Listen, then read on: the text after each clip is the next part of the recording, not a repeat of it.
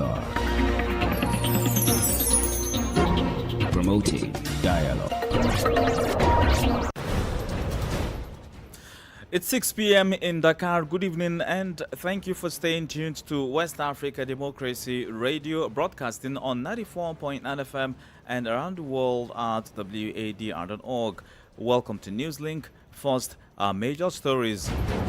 Yaga Africa's new study indicates low voter confidence in Nigeria's Electoral Commission ahead of 2027 polls. It also becomes critical for stakeholders to ensure the integrity of the electoral process. Election devoid of integrity is a charade. West African rights groups reject junta's new elections date in Guinea-Bissau. A migrant boat carrying more than 100 people returns to the Gambia after suffering engine failure in rough seas. And Ghanaian President Mahama urges a united African front at World Economic Forum. We need a generation of young Africans who can build and not just consume. Second, we must build together. No African country can industrialize alone by itself. Please stay with us for details of these stories and more. On the news, this is Abdullahi Hassan. Glad to have you join us. Newslink begins with a focus on electoral matters. First in Nigeria, a new survey by a civil society group has raised concerns about public trust in the country's electoral process. Yaga Africa's study comes days after the publication of the 2027 general elections timetable. The report shows that less than half of Nigerians have no confidence in an independent electoral commission to conduct credible polls.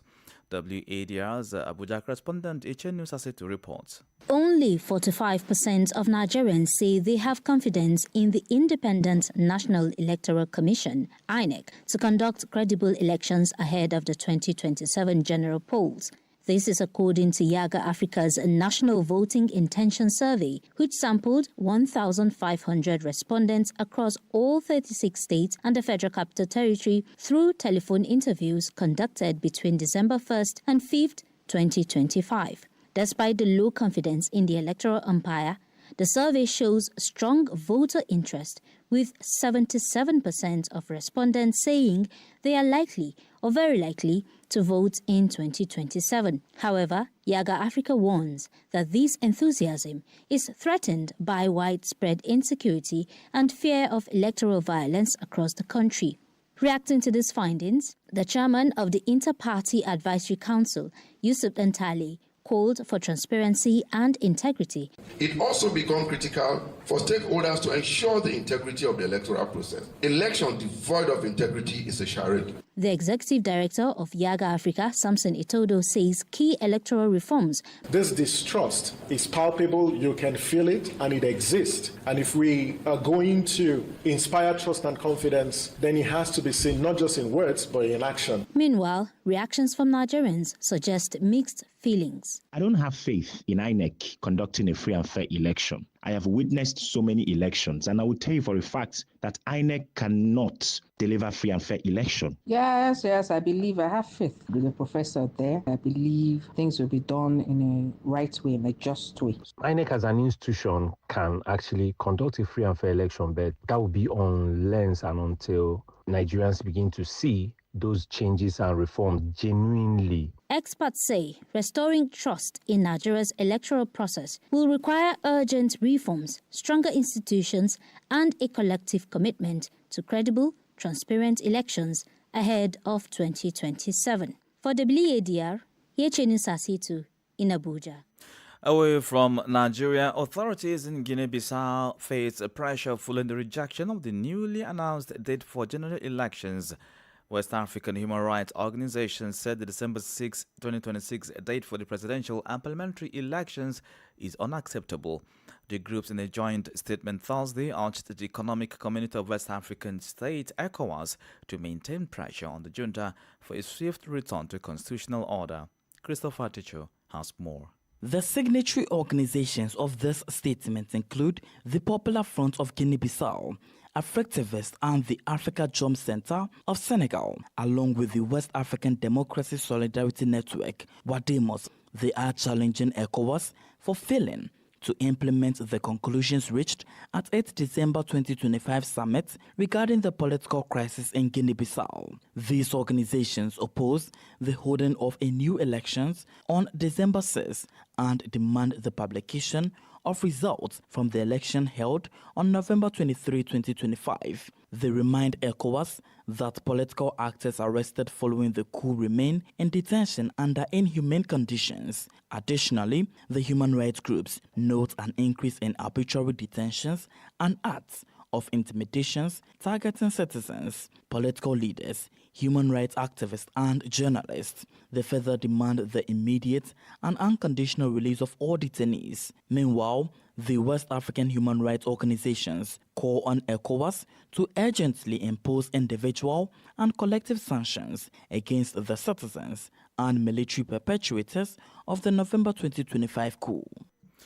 Christopher Aticho reporting there. In Ghana, 5 candidates vying for the opposition New Patriotic Party's presidential nomination have signed a peace agreement. This pact, signed on Thursday, emphasizes their commitment to maintaining calm, unity and transparency throughout the party's election process, which is scheduled for January 31, 2026. As part of the agreement, the candidates pledged to support the individual who becomes the party's flag bearer for the upcoming 2028 general elections and to work towards securing a strong parliamentary majority. From Accra, Nadiri Tete reports. The agreement, signed at the Alisa Hotel in Accra, seeks to prevent tensions and promote unity ahead of the party's presidential contest scheduled for January 31st, 2026. Addressing the gathering, former President Nana Addo Dankwa Akufo-Addo reminded party faithful that the NPP must remain united regardless of the outcome. The NPP is bigger than any individual. No ambition, grievance or faction is greater than the other. Leadership contests must never weaken the collective cause. Unity is not optional.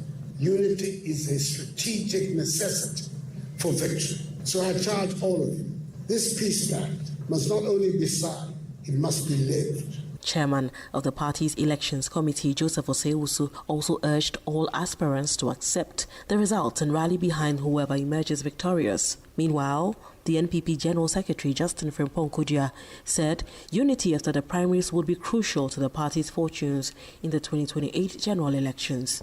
And therefore, let us not see that this is just a fair contest.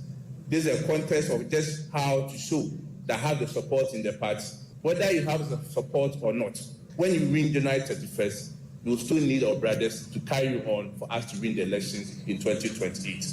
And I can assure you, every support that we need, and even after the elections, the process of reconciliation to bring everybody on board, that we are fully prepared to support you, that we rally ourselves together to fight for the victory in 2028.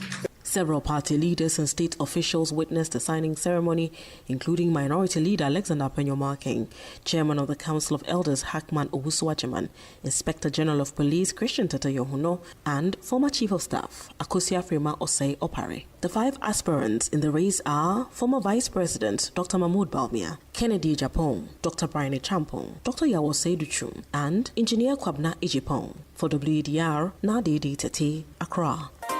More stories coming up on West Africa Democracy Radio. Newslink continues. You are listening to Newslink here on West Africa Democracy Radio. We stream live at wadr.org and on YouTube and Facebook at WADR.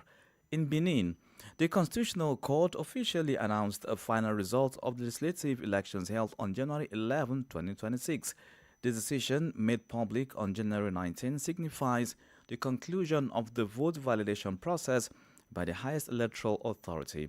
However, this formal announcement does not entirely close the matter, as the Ghanaian law allows for 10 days to contest the result. Despite this opportunity, the main opposition Democrat Party has chosen not to file any appeals against the electoral outcome.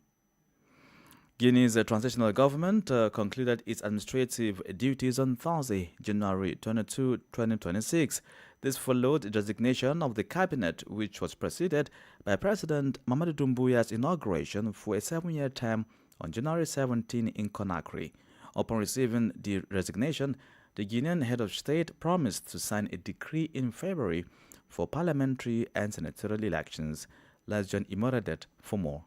The resignation of the government led by Amadou Uriba was expected the day after the inauguration of President-elect General Mamadi Doumbouya. However, it occurred on Thursday following an extraordinary cabinet meeting. This was announced by General Amara Kamara, Minister Secretary General of the Presidency.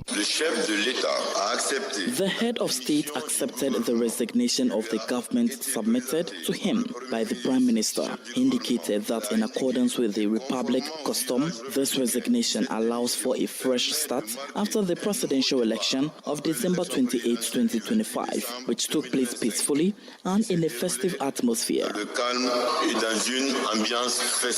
After receiving the government's resignation, General Mamadi Doumbouya entrusted former Prime Minister Amadou Uriba with the mission of revitalizing and establishing the GMD. It is an independent political movement that brought Doumbouya to power. General Amara Kamara says this initiative is part of the preparations for the legislative elections scheduled for the coming month.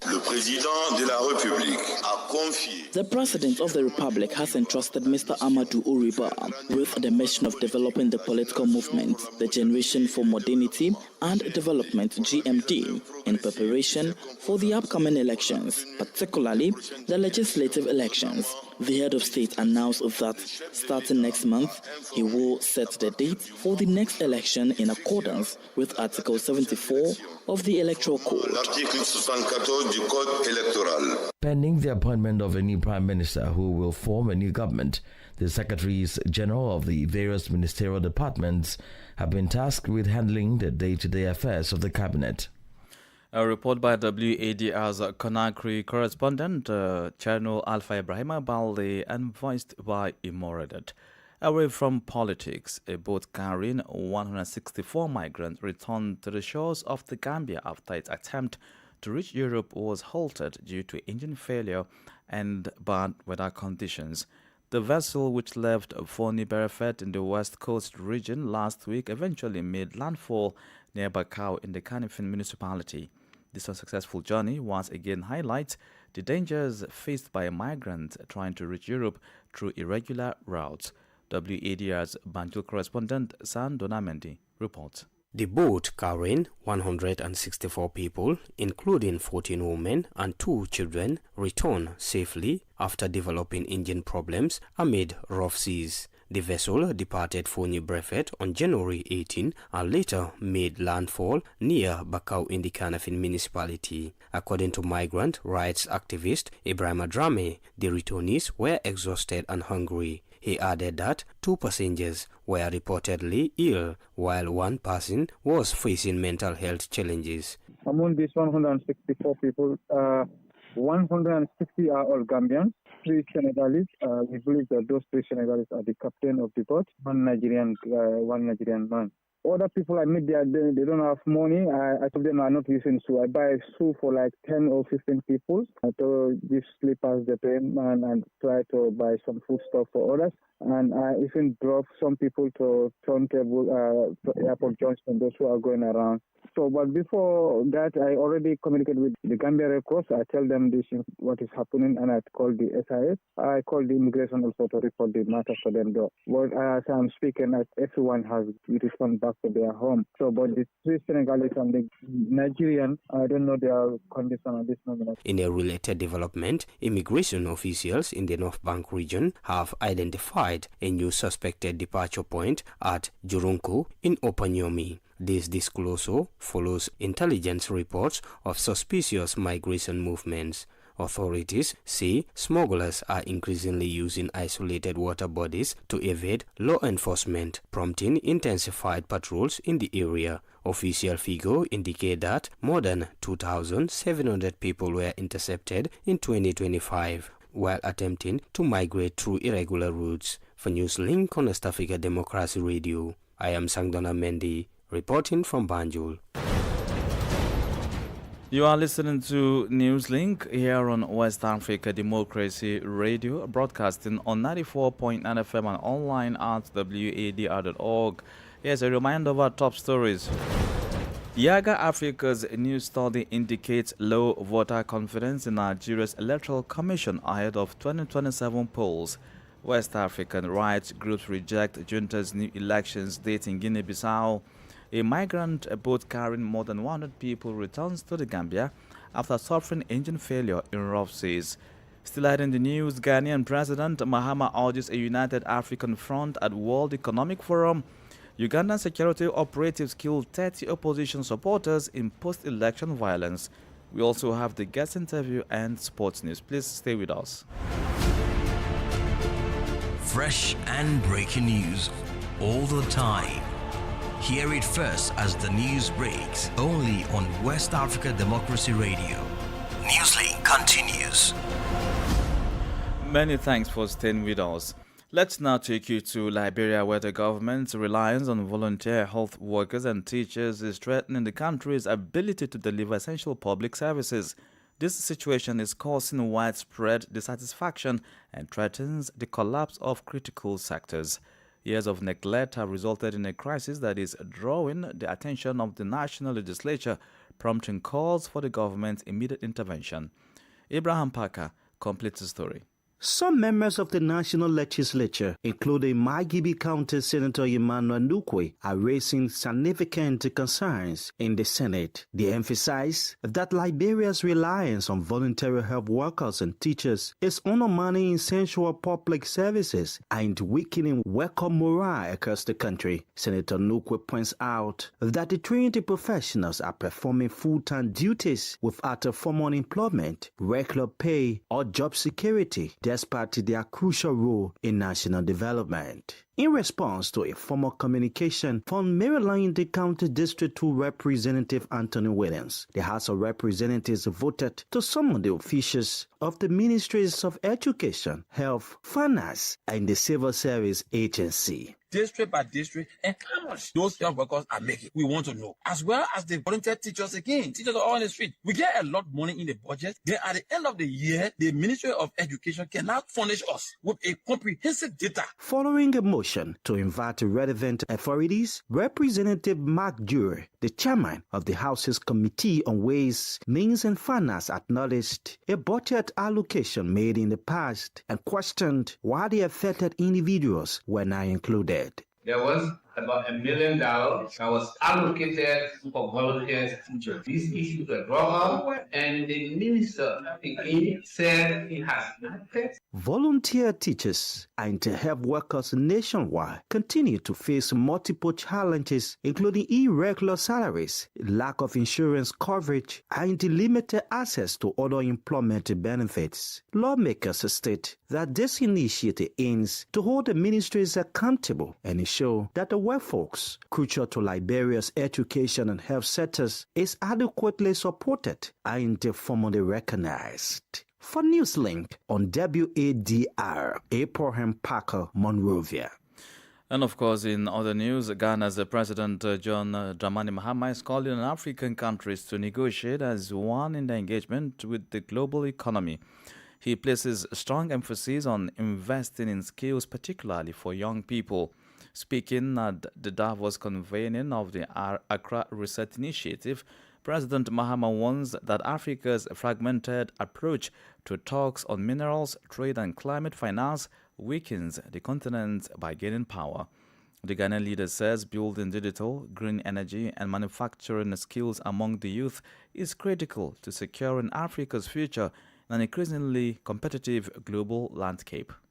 What if we pooled our negotiating power on critical minerals so we capture value and not just extract raw ore? What if we exercise more sovereignty over our natural resources to create prosperity for our own people? What if we build regional manufacturing hubs that create millions of jobs for our young people? What if we produce our own vaccines and our own medicines with our own technology? This is the Accra Reset vision. It's not a talk shop. It's not a declaration. It's a practical blueprint for how countries can work together to build real sovereignty. In this fast-changing world, we're entering an era where countries must compete, innovate, and build or be left behind. Our young people are watching. They're brilliant, they're hungry, and they're running out of patience. So here's what we must focus on. First, we must invest in skills, not just education, but skills that match real jobs in the real economy. We need a generation of young Africans who can build and not just consume. Second, we must build together. No African country can industrialize alone by itself. We must create regional prosperity platforms, manufacturing zones, energy grids, and digital infrastructure that gives our businesses skill and our workers opportunity. Third, we must negotiate as one. When we bargain separately, we're weak. When we negotiate together on minerals, trade, and climate finance, we can be formidable. President John Mahama of Ghana speaking there. Beyond West Africa, Uganda's army chief and son of newly re-elected President Yoweri Museveni said Friday that 30 opposition supporters had been killed in the wake of the post-election violence. Army Chief Muhoozi Kainerugaba, who wrote on X, said that 2,000 hooligans have been arrested. Recall, Museveni, 81, won a 7th term in office with 72% of the vote, according to the Electoral Commission. Since then, opposition leader Bobi Wine, a candidate in the vote who secured 25%, described the election as blatant theft and called for protest. As of Friday, Wine remained in hiding after accusing security forces that raided his home. Politics, analysis on major news, social matters, and all. This is The Guest. The guest interview segment this evening focuses on Guinea-Bissau, where West African human rights organizations are rejecting a newly announced date for general elections. The ruling military has scheduled the presidential and legislative elections for December 6, 2026. However, human rights organizations across the sub-region are urging ECOWAS to maintain pressure on the junta for its swift return to a constitutional order. One of these rights groups is the West Africa Democracy Solidarity Network, WADEMOS. Our guest is Austin Aigbe, WADEMOS liaison officer and ECOWAS. He explains the details of the joint statement. First, let's deconstruct what is happening in Guinea-Bissau. Elections were going on fantastically. Voters are turned out to vote. Suddenly, a city president began to call international media that he had been disposed, that a coup had happened, and he was the one who announced his own coup. And everybody sat back, and ECOWAS could be contented with that kind of narrative. So that is why WADEMOS is not comfortable with the December 6th, 2026 date for another election. And as President Jonathan has stated, announced the November 2025 elections, because the election was already concluded. It was only collation. The people of Guinea-Bissau have decided ECOWAS and the AU should ensure the formal announcement of that result.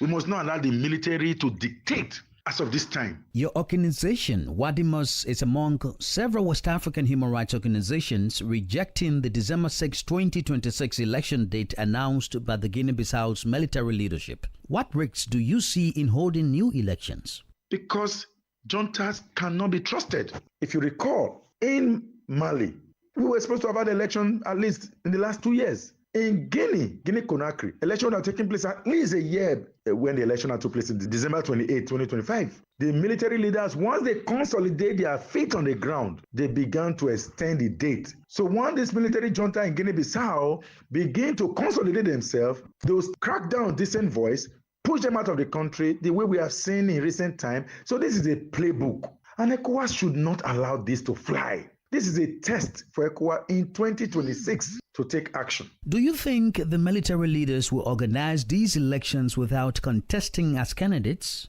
These military leaders haven't learned from what has happened in Conakry. There's a tendency to also organize themselves, haven't consolidated power to contest election, and they put themselves on the ballot. By this time, there will be no opposition standing. We have seen that. We saw that in Guinea-Conakry in the election of December. There was no opposition. We have seen that in Benin. Benin just had an election, a legislative election, where the present party, Patrick Talon, has won all of the seats. We have seen that in Côte d'Ivoire. So it's a pattern. Dismantle the opposition. And you'll be the only one that will remain, that has the resources, that has the state capture, that has everything. That is a playbook. And ECOWAS must understand this playbook and not allow it to fly. The joint statement calls on ECOWAS to impose individual and collective sanctions against those responsible for the November 2025 coup. What kind of sanctions would be most effective, and how realistic is their implementation by ECOWAS? Sanctions need to be imposed on people, on these individuals. We mention them by name. The US does that. They have a list where sanctions, once you get out of the country for any reason, you'll be arrested. So can we utilize that mechanism? Some kind of soft kinetic approach to deal with it without placing sanctions that will have impact on the citizens. Because if we place economic sanctions, it may not be too well for the people. And that is why support to ECOWAS, particularly around that Niger invasion, did not work. I think we need sanctions that will be targeted at these individuals by way of focusing on them by name. So that means that ECOWAS need to do more of diplomatic sanctions rather than sanctions that impact on the people. But overall, ECOWAS does have an opportunity with Guinea-Bissau to show its strength as a regional body. There are three strategies in terms of conflict. You consult, ECOWAS has consulted. You consolidate on that consultation. ECOWAS has done that. That is why the military regime has come out with the December 6, 2026 proposed date for election. But I think it's time for ECOWAS to confront. December date is not a good option. In fact, by November, there will be no decent voice standing in Guinea-Bissau. And by ahead of the December 6th, the military regime will announce a shift in the date. By that time, it would have organized all of the voices remaining, mobilized them corruptly and otherwise, to have a national congress or a national conference like the one we saw in Niger, where everybody will be speaking in favor of the military regime, where the people of Guinea-Bissau will be announcing the military regime as president and that they are okay with him. Force them to accept the regime. By the time they gain sovereignty, ECOWAS would have lost interest or would have lost sovereignty, any morality to intervene. Austin Aigbe Wademo's liaison officer at ECOWAS. Well, in the sporting world, Morocco's King Mohammed VI said on Thursday that African fraternity would prevail despite what he described as a deplorable incident that marked the closing moments of the Africa Cup of Nations. This particularly refers to the final between Morocco and Senegal. Recall the match was briefly disrupted after Senegalese players protested a VAR awarded penalty before returning to win 1-0 extra time. Clashes later broke out between some Senegalese fans and Moroccan security. In a palace statement, the king said the regrettable incident will not undermine the long-standing ties and growing cooperation between African nations, stressing that once emotions subside, inter-African unity will endure. And with that, we've come to the end of this edition of Newslink here on West Africa Democracy Radio, broadcasting from Dakar, Senegal. Thank you for listening, and many thanks to Mustafa Sek and Maojo Juv for the technical assistance. Do interact with us via social media platforms, X, Instagram at WADR English, and stream live at wadr.org. I'm Abdullahi Hassan. Good evening. And many thanks to you for listening to Newslink via Hot 104.3 FM, Newmi FM 94.0, Hilltop Radio 104.7 FM, and Veritas Radio 102.9 in Banjul, the Gambia. We also appreciate our listeners in Liberia via Alternative Youth Radio 98.9 FM, Lofa County, Radio Kaigama 94.5 FM, Niba County, DCN Radio 91.3 FM, Riverside County, Wakat FM Radio, Banga, Liberia, Radio Baf FM 91.3 Sierra Leone in Nigeria, and Love 104.5 FM Abuja. For you listening via Radio Pad 95.1 Damango, Savannah region, and on Royals FM 104.7 Wenchi, Ghana, we say a big thank you. Remember, West Africa Democracy Radio is all about you, your views, and your opinions.